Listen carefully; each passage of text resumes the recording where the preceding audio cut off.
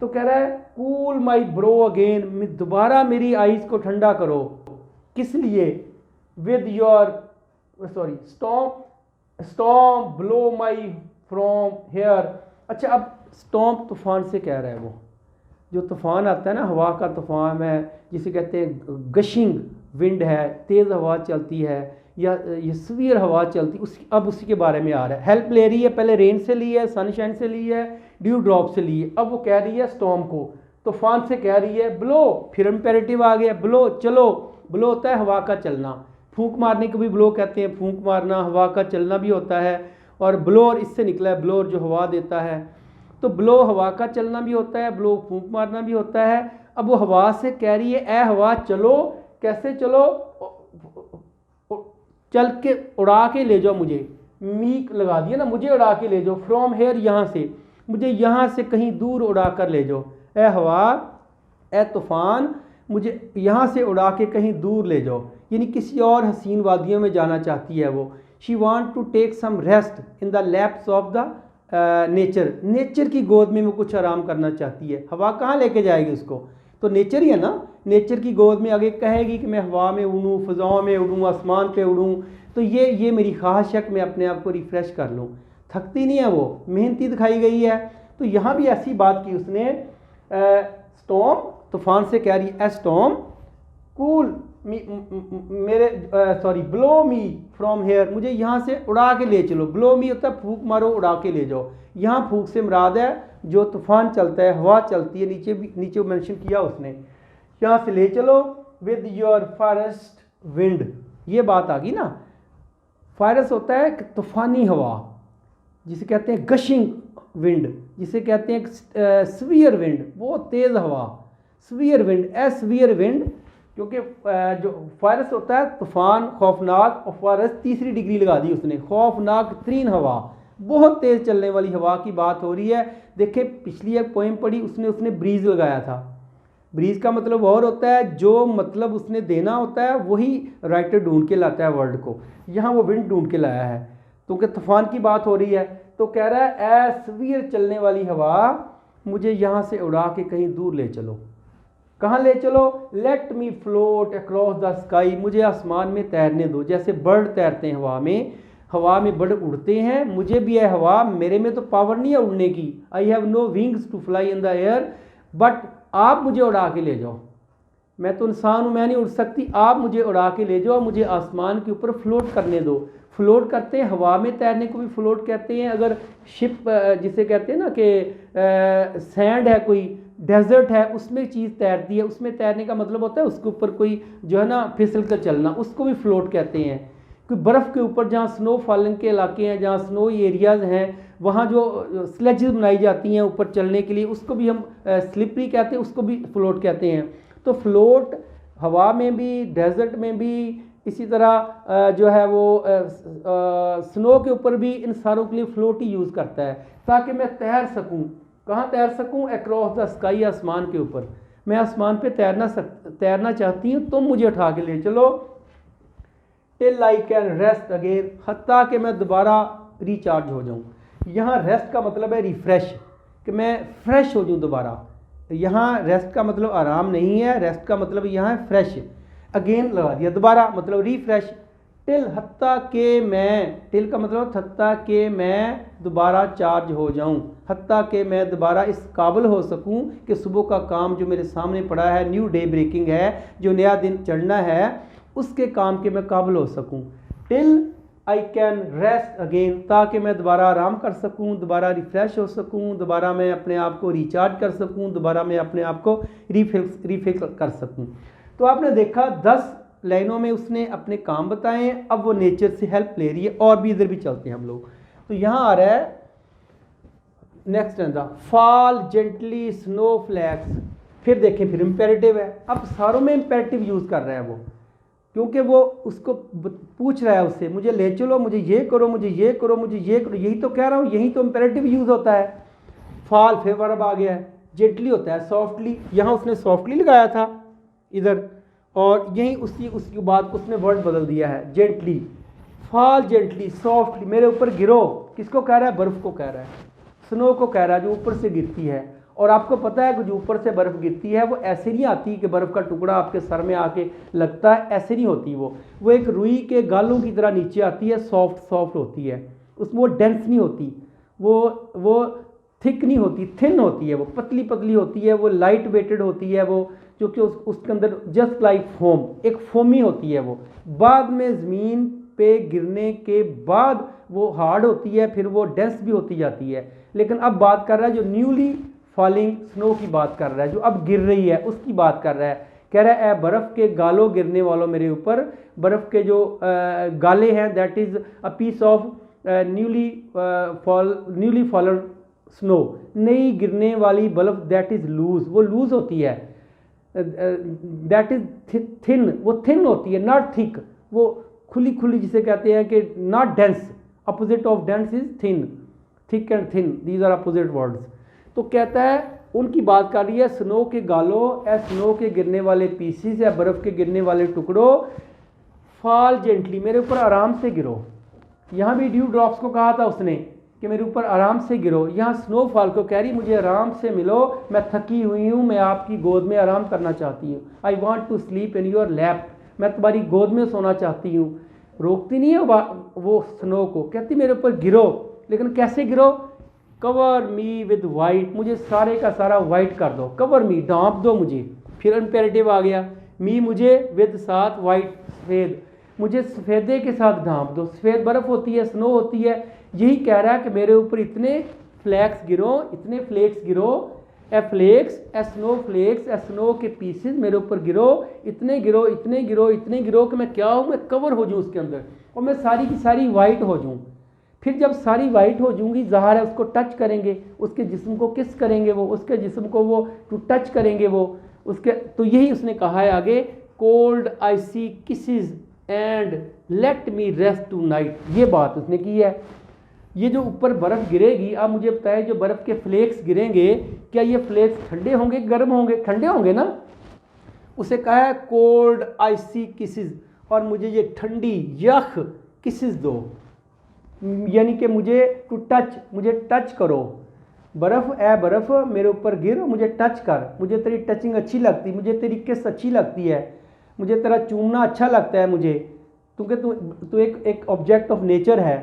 तो यही कहा उसने, कोल्ड आइसी किसेस, ठंडी यख जो वाइट फ्लेक्स ऑफ स्नो, उसे कह रहा है मुझे चूमो, मुझे प्यार करो, और मेरे साथ टू टच मी, मुझे टच करो, and let me rest tonight, मुझे यहाँ रात का आराम करने दो।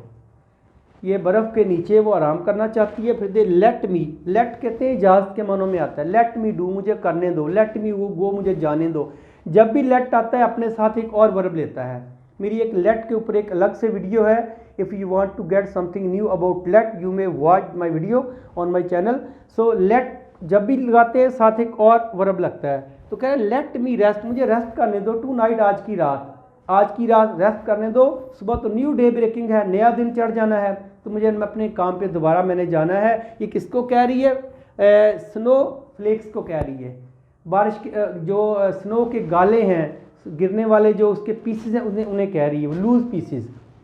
फिर यहाँ तक बात ना उसने यहाँ तक उसने हेल्प मांग ली है। अब जो लास्ट स्टैंजा है उसमें उसने बड़ा ही खूबसूरत जो है ना कंक्लूजन निकाला है। वो ये कह रही है सन, रेन, कर्विंग स्काई। अब वो जितने पीछे गिने हैं ना ऑब्जेक्ट्स ऑफ नेचर, वो कह रही है सारे मेरे फ्रेंड हैं, ये मेरे दोस्त हैं। ये दोस्त इसलिए हैं कि ये कभी जो है ना, मैं जो काम करती हूँ, दिन रात काम करती हूँ, सुबह से शाम तक काम करती हूँ, without any appreciation, without any reward, कहता मुझे उसका कोई सिला नहीं मिलता। लेकिन ये जो मेरे फ्रेंड हैं, ये मुझे कोई ताना भी नहीं देंगे, मुझे कोई एहसान भी नहीं जताएंगे। मुझे अगर ये हेल्प करेंगे, मेरी हवा मेरी हेल्प करेगी, ड्यू ड्रॉप्स मेरी हेल्प करेगी, रेन मेरी हेल्प करेगी, तो ये अल्लाह ताला की तरफ से है। ये नेचर के है, नेचर को एहसान नहीं करती, नेचर तो प्यार करती है, ये नेचर से प्यार करते हैं। वर्शिपर जो है नेचर के जो पुजारी हैं उनकी बात कर रहा हूँ। तो यहाँ भी ऐसा ही है। उसने कहा है, यहाँ बात ख़त्म हो गई उसकी, लास्ट में उसने अपना व्यू दिया है। क्या व्यू है? सन सूरज, रेन बारिश, ए सूरज है रेन, उनको मुखातब कर रही है। कर्विंग स्काई, ए कर्विंग स्काई, आसमान को उसने कर्विंग कहा है। आप आसमान के नीचे खड़े हैं, आप देखें तो आपको चारों तरफ से आसमान जो है ना ज़मीन के साथ मिलता हुआ नज़र आएगा। एक डूम बना हुआ आपके ऊपर, एक डूम, जिस तरह एक कब्र के ऊपर, मज़ार के ऊपर डूम होता है ऐसे गोल सा, तो आर्क बनी हुई है एक, तो आर्क बनी हुई है, तो इसलिए उसको उसने कर्विंग स्काई कहा है और कोई बात नहीं है स्काई। ये कर्विंग स्काई, मुड़ा हुआ आसमान को जिसे कहते हैं आर्कड स्काई, मुड़ा हुआ आसमान या झुका हुआ आसमान, इसको कुछ भी आप कह लें, मीनिंग आपको मैंने बता दिया है कि ऐसा आसमान आपको नज़र आता है जो थोड़ा सा गोल, चूँकि डूम लगता है ना, तो डूमी स्काई कह लें आप। ए स्काई, ए आसमान, ए रेन, ए बारिश, ए सन, ए सूरज, ओ माउंटेन, ओ पहाड़ों। देखें माउंटेन लगाया, पहाड़ों, एक पहाड़ को नहीं कहा, लेकिन ये प्रोटोटाइप यूज़ किया उसने। मैंने आपसे कहा था ना, सम टाइम हम एक वर्ड का प्रोटोटाइप यूज़ करते हैं, वो एक सिर्फ एक इशारा होता है, पहाड़, आगे उसकी डिटेल में हम बाद में जाते हैं। मैं आपसे कहा था, हम देखें, हमको कैट देखते हैं आ रही है, हम फ़ौरन हमारे जो मुंह से बात निकलती पहली उसको प्रोटोटाइप कहते हैं। हम कैट को देखते ही जो पहले आपके मुंह से फिल्बदी निकलेगी बात, वो निकलेगी बिल्ली, तो आप कभी बिल्ला मुंह से नहीं निकालेंगे।